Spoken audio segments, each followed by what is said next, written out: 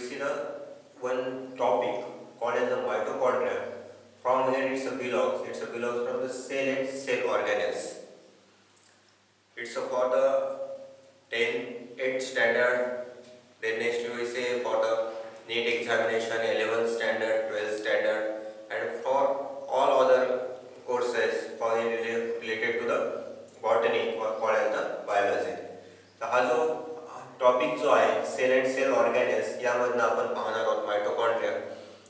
It's useful for the various examinations, for the all competitive types of the examination. It's useful for the NEET examination, for MSc, MST CAT examination, for MPSc, UPSC examinations.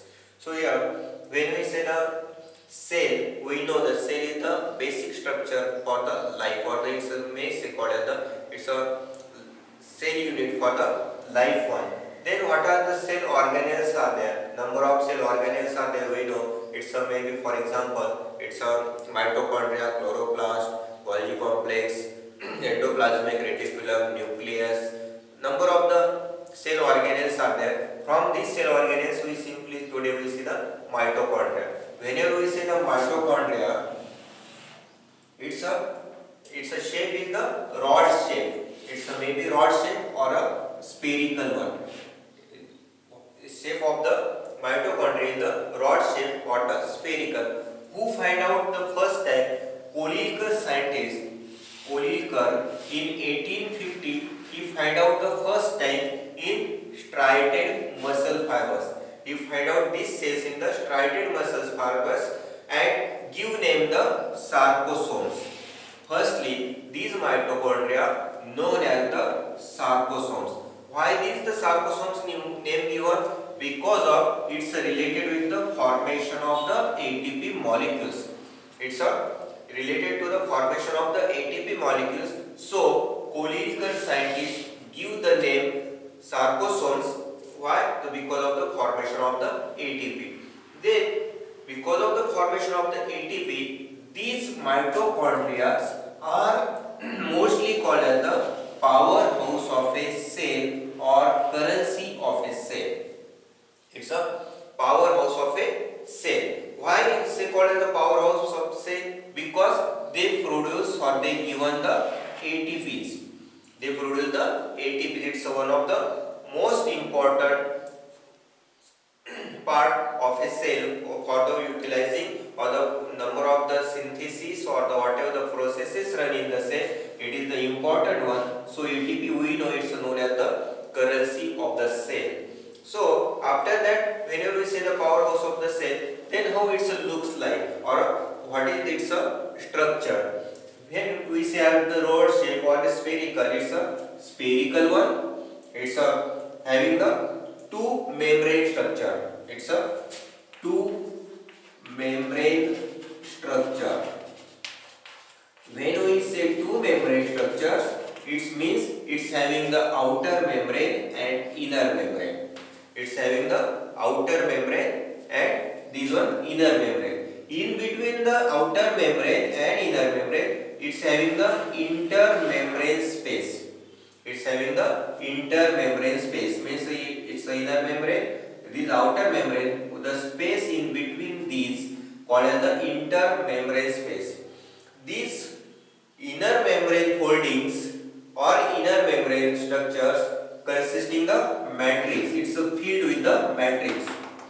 It's a granules present here. It's a dark. It's a number of the granules are present. So it's a matrix is present. At the same time, other structures is called as the ribosomes are there. Whenever we say the ribosome, it's a prokaryotic types of the ribosomes observed in the mitochondria. Then next you will say here DNAs are there. It's a naked DNA and it's a circular one. It shows the circular nature. Because of the circular nature or because of the DNA present in the mitochondria, it is called as the semi-autonomous organelles. It is called as the semi-autonomous organelle. Why is it called as the semi-autonomous organelle? Because DNA is present, and if there is the DNA is the present, it's performing its own activities. Then here we call as the crystals are present. What is the crystal? It is the when we say the crista, it's a infoldings. It's a infoldings. When we say it's a infoldings of the inner membrane, here we magnified this crista one here. It's a magnified crista. Say it's a outer membrane, inner membrane. In between this, it's a we call it the intermembrane space. Intermembrane space outer here.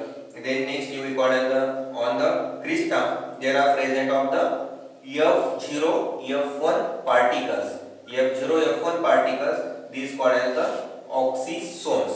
These are called as the oxysomes. In this way, these are the structure of the mitochondria. Then what are the functions? Is it useful for the cellular respiration?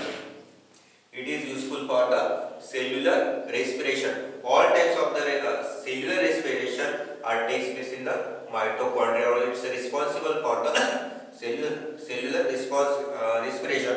Then secondly we say it is regulate the calcium concentration in the cell, in the bodies.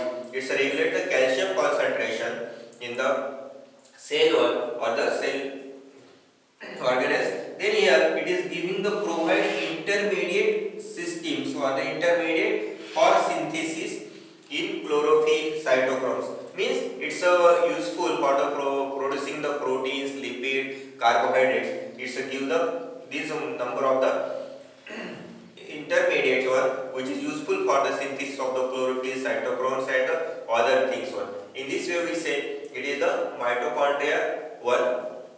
Remember, it's a two membrane structure.